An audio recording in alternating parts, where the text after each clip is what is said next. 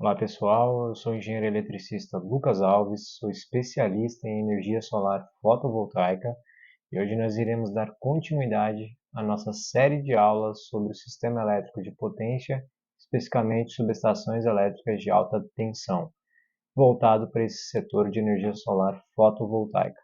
O livro base que foi usado para criar esse conteúdo é o livro do João Mamed Filho, Subestações de Alta Tensão.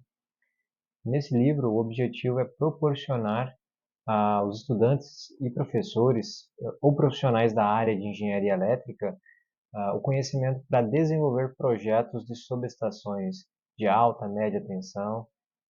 E hoje nós iremos falar sobre serviços auxiliares em uma subestação. Por definição, serviços auxiliares em uma subestação são aqueles serviços que viabilizam equipes de manutenção ter condições de manutenir a subestação por algum defeito que exista ou no relé de proteção, ou nos barramentos, ou no transformador.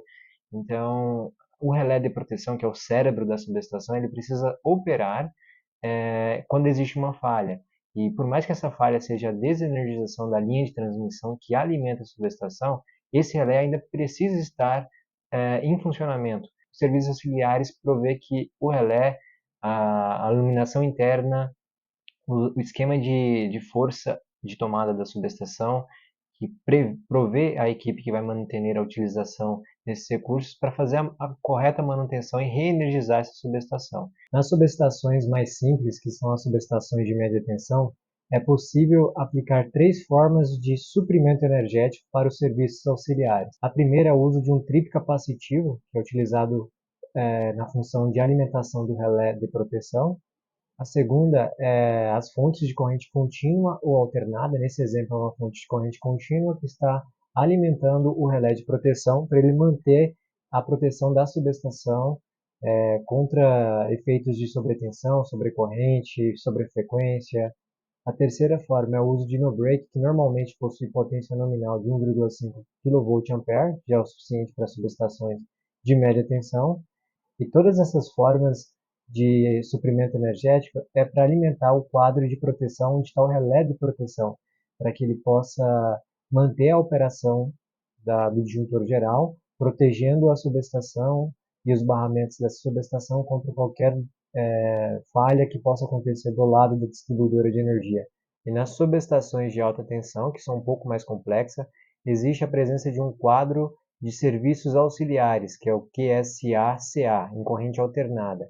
E esse quadro ele é suprido energeticamente por três formas. A primeira forma de suprimento energético é o TSA, ou transformador de serviços auxiliares. Esse transformador ele consegue ficar no primário conectado à alta tensão, 69 até 500 kV, e no secundário ele tem 220, 380 ou 220, 127 volts para alimentar o QSA-CA. Para dimensionar esse transformador de serviço auxiliar, o projetista ele precisa calcular a potência das cargas essenciais, permanentes, das cargas intermitentes e das cargas eventuais dessa subestação e fazer o somatório de todas essas cargas, ou seja, da potência instalada das cargas, e multiplicar esse somatório por um fator de segurança.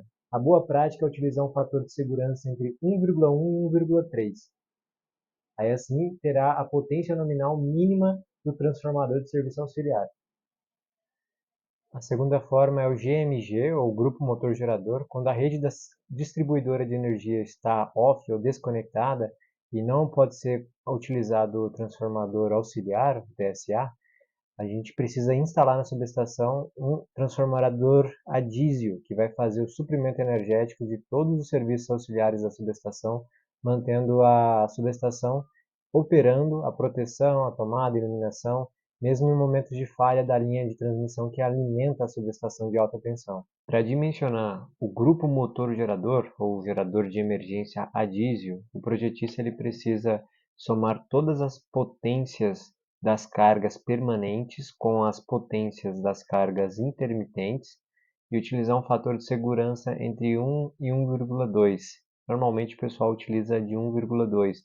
E aí ele vai ter a potência nominal do gerador a diesel, que vai suprir todas as os serviços auxiliares emergenciais. E a terceira é a rede de distribuição de baixa tensão da própria distribuidora de energia local, que fornece a energia já em baixa tensão para o suprimento energético dos serviços auxiliares da subestação. Dependendo do tamanho da subestação, da central geradora de energia, como as grandes centrais geradoras de energia solar fotovoltaica, pode existir até os 3 tipos de suprimento energético para os serviços auxiliares dessa subestação.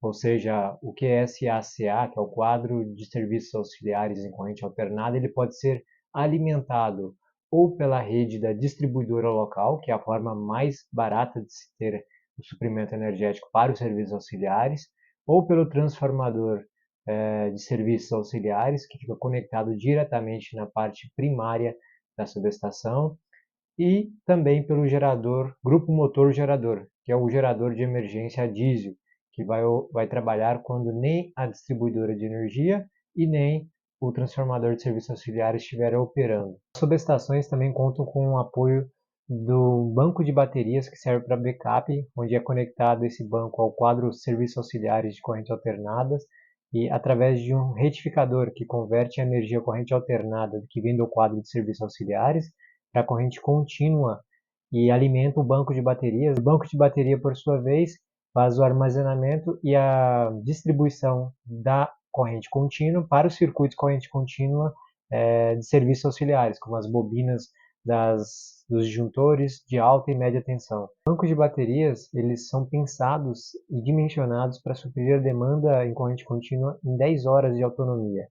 E para fazer o cálculo da capacidade do banco de baterias ideal para a subestação, para os serviços auxiliares da subestação, existem duas formas. Uma forma mais simplificada, que leva em consideração a corrente dos circuitos de emergência, o número de disjuntores que serão operados simultaneamente, que conectam as cargas emergentes ao banco de bateria, e a corrente dos motores das molas dos disjuntores de fechamento. E a segunda forma de dimensionar o banco de bateria é uma forma mais completa e que leva em consideração diferentes estágios de descarga desse banco de baterias, que foi pensado em 10 horas de autonomia. Num primeiro estágio, ou seja, a corrente 1, seria aquela corrente inicial de demanda do banco de baterias, ou seja, a corrente que o banco de baterias precisa estar preparado nos primeiros minutos para suprir as cargas dos circuitos auxiliares em corrente contínua. Já a corrente 2 representa já a corrente em períodos mais compridos de demanda do banco de bateria, ou seja, depois do estágio inicial, o consumo constante que o banco de baterias precisa suprir além da demanda inicial. E, além disso, essa forma leva em consideração o fator de envelhecimento do banco de baterias e também algumas constantes de tempos para diferentes períodos de demandas deste banco de baterias. O dimensionamento de todas essas formas de suprimento energético aos serviços auxiliares, às cargas de emergência de uma subestação, deve ser pensadas, calculadas, definidas com muito critério e com muita base técnica, para prezar na continuidade da operação da subestação que está suprindo ali uma cidade, uma fábrica, uma indústria, seja onde for a aplicação dessa subestação. Essas são as referências bibliográficas utilizadas para a confecção do material desse vídeo, desse conteúdo. O livro do João Mamed Filho, Subestações de Alta Tensão, foi a referência master na confecção de todos os detalhes das informações técnicas. E os demais links são de vídeos e dos materiais que eu demonstrei ao longo deste conteúdo. Como de costume, eu sempre termino os vídeos com uma mensagem inspiradora. Nesse vídeo em questão, a mensagem do Steve Jobs, que diz que a inovação é a habilidade de ver as mudanças como uma oportunidade, não como um risco. Ou seja, todos os nossos desafios que nós temos e as nossas oportunidades para nos reinventarmos, inovarmos, a gente tem que ver isso como se fosse um degrau a mais para a nossa escala evolutiva.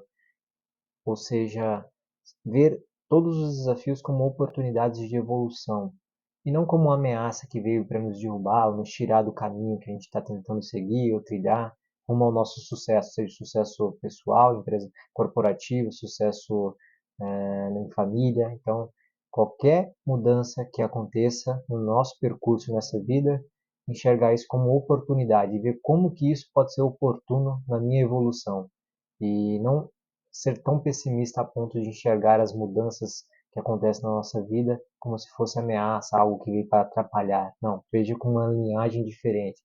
É uma oportunidade de eu evoluir. E assim a gente segue de forma constante e consistente para o nosso progresso e sucesso. Eu agradeço a atenção de todos que acompanharam esse conteúdo. Eu deixo aqui os meus dados para contato direto. Pode interagir aqui também nos comentários desse vídeo. Peço que compartilhe esse conteúdo para quem vocês acharem que possa fazer sentido, possa ajudar de alguma forma. Eu fico à disposição de todos vocês. Um abraço e até a próxima.